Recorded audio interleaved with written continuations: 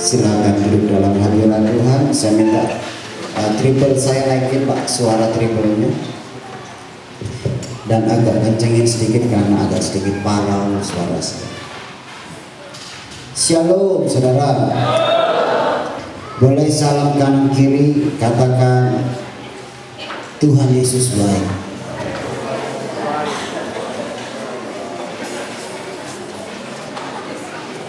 Oke, naikin lagi triplenya dikit lagi, triplenya aja. Tes, oke, cukup. Saya bersyukur bisa bersama dengan saudara di tempat ini, dan saya mengucap syukur Tuhan baik mempertemukan saya dengan saudara. Yang percaya katakan amin. Dan saya tahu bahwa tempat ini pasti diberkati Tuhan. Tepuk tangan buat Tuhan Yesus. Sebenarnya gak ada rencana untuk saya ke Pekanbaru khotbah hari Minggu, karena saya ada cekal di Palembang. Tapi tiba-tiba Tuhan bilang sama saya, kamu sudah lama gak khotbah di Pekanbaru? Udah 6 tahun hari Minggunya. Tiba-tiba saya bilang sama Pak Darius, sahabat saya yang baik hati, saya bilang, Pak Darius, saya minggu mau di Pekanbaru, mau pelayanan, ada gak yang mau isi gereja? Terus Pak Darius bilang, oke, saya carikan. Dan ternyata hari ini saya di tempat ini, dan ternyata juga Tuhan baik, gereja ini pas ulang tahun yang ke-8. Jadi Tuhan kirim saya untuk merayakan ulang tahun saudara. Gak ada yang amin ya? Aminnya fals ya?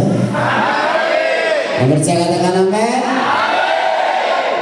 Jadi hari ini kita akan merayakan ulang tahun, dan doa saya tempat ini, gereja ini akan diberkati Tuhan.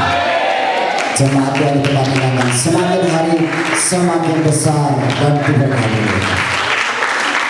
Mari kita buka firman Tuhan, Mazmur pasal 51. Ini yang saya ingin khotbahkan buat saudara. Dan memang tadi malam Tuhan suruh saya sampaikan ini.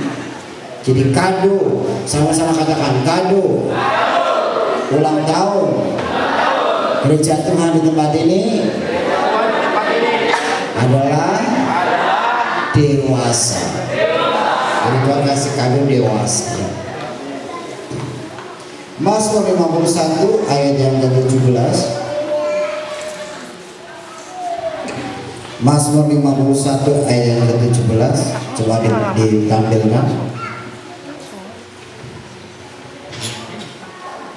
1, 3, baca bersama-sama. Korban ialah jiwa yang hancur, hati yang patah dan remuk tidak akan. Ini adalah tulisan Daud waktu Daud mengalami pencobaan dalam hidupnya dia, dan dia menulis bahwa triplenya naikin lagi Pak, terlalu banyak bassnya, triplenya. Tes lagi tes oke. Dan Daud menulis juga, dan Daud menulis ini karena Daud tahu bahwa ternyata korban yang benar itu bukan tentang materi, tapi korban yang benar adalah tentang kehidupan, persembahan. Makanya dia tulis jiwa yang hancur, hati yang patah dan remuk tidak dipandang hina oleh Tuhan. Makanya waktu kita menyembah, kita harus kasih yang terbaik. Waktu kita menyembah, kita harus berikan yang terbaik dari hati kita kepada Tuhan, karena itulah yang menyenangkan hati Tuhan.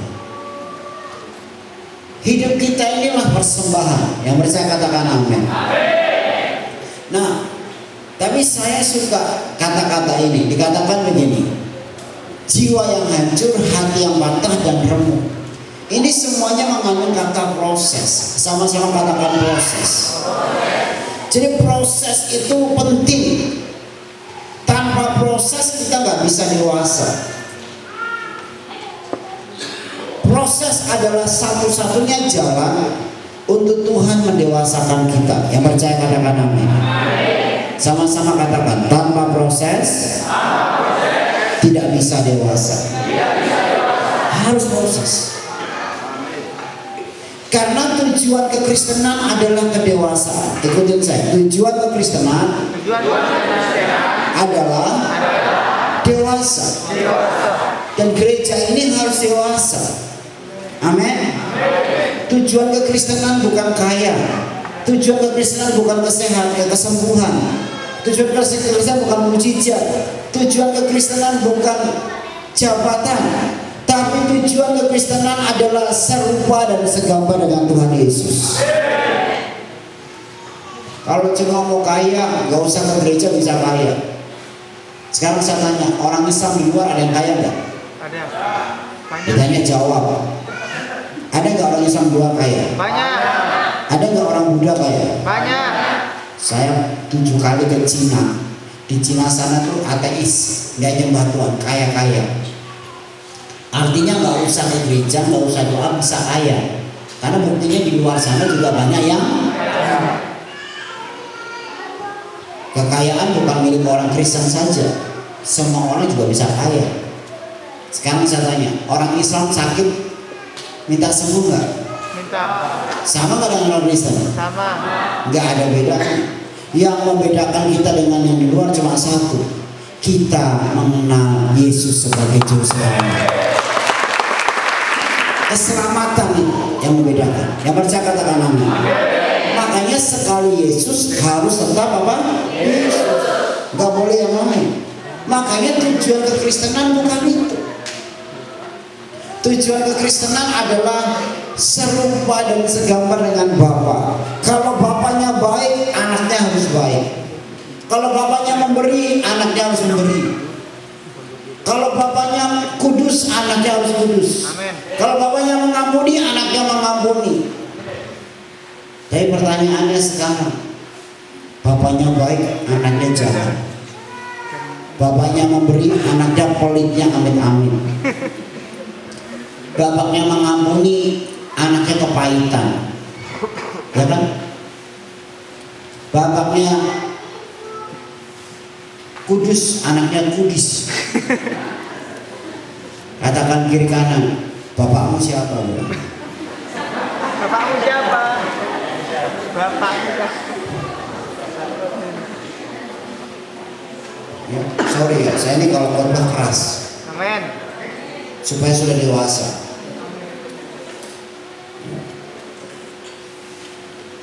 Karena banyak orang Kristen ke gereja 10 tahun ke gereja masih selingkuh juga.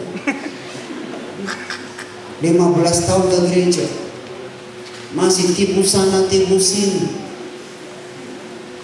Di gereja angkat tangan, keluar dari gereja gosipin orang. Di sini nggak ada. Amin. Amin. Dari mulut-mulut saudara semuanya bagus-bagus. Amin yang fals ya. Kristen apa? Apa yang dibanggakan? Apakah itu sebagai Kristen? Masih lihat film porno, ya kan? Masih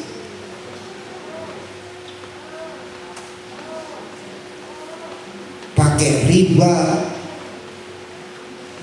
masih mata duitan. Di sini nggak ada. Di luar banyak yang sedang kumpul di sini.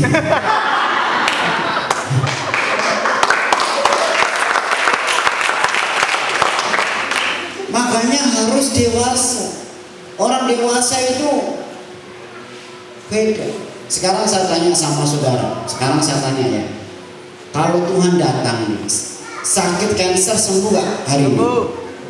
Bisa sembuh gak? Bisa. Saudara gak punya uang bisa dikasih uang gak sama Tuhan? Saudara gak punya anak dikasih anak gak sama Tuhan? Bisa gak? Tuhan itu kalau kasih mujizat gampang, seperti membalikkan tangan. Tapi mengubah orang pelit suka memberi perlu 5 tahun bos.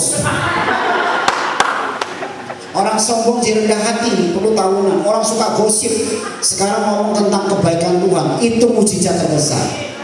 Makanya bagi orang dewasa, mujizat terbesar bukan uang, bukan berkat, tapi mujizat terbesar bagi Kristen dewasa adalah karakter. Katakan ke kanan, karakter. Ini yang sering terjadi nih di gereja-gereja, dan ini saya nggak suka sekali. Karena ini sering terjadi kesaksian. Bapak Ibu, saya dulu naik motor karena saya berdoa dan saya ini punya iman, akhirnya naik mobil. Tuhan baik. Saya katakan sama saudara, itu bukan iman. Orang Islam juga bisa. Kesaksian-kesaksian itu membuat jemaat Tuhan hari-hari ini fokusnya bukan Tuhan tapi harta. Anak saya sekarang S1, S2, S-Doger.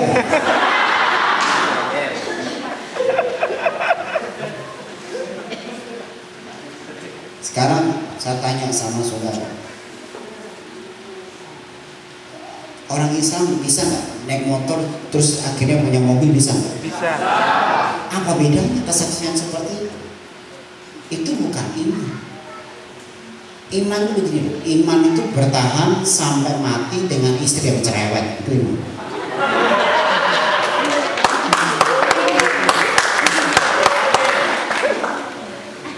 Bertahan dengan suami yang jahat sampai mati, itu iman. Bertahan dalam kekudusan, bertahan dalam kesabaran, itu iman. Bukan Bim salah Bim, aku gak punya mobil sekarang. Dan itu banyak sekali. Bahkan saya di Jakarta pun saya khotbah keras karena banyak sekali pendeta-pendeta kalau khotbah cincinnya 3, saudara.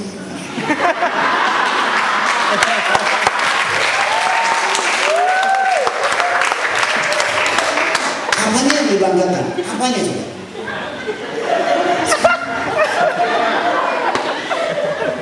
Mobilmu gak dibawa mati, cincinmu gak dibawa mati, tapi nilai hidupmu itu yang dibawa mati.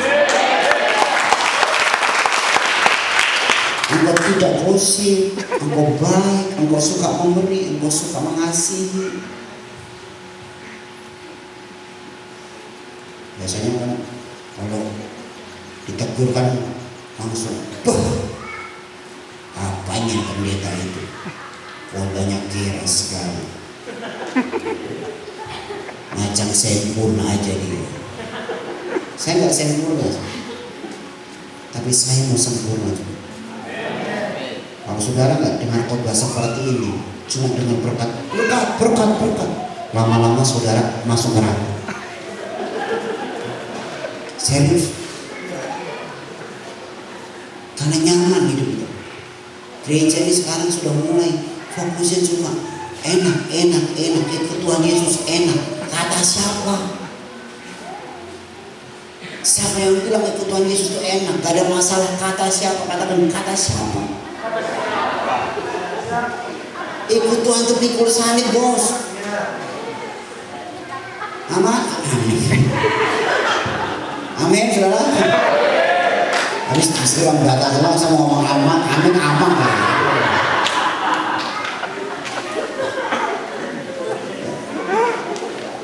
Nah kalau kita perhatikan, coba kita perhatikan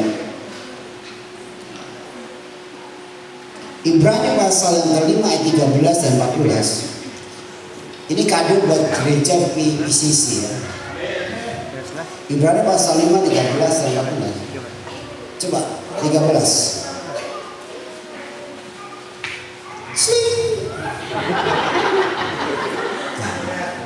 Sebab barang siapa masih memerlukan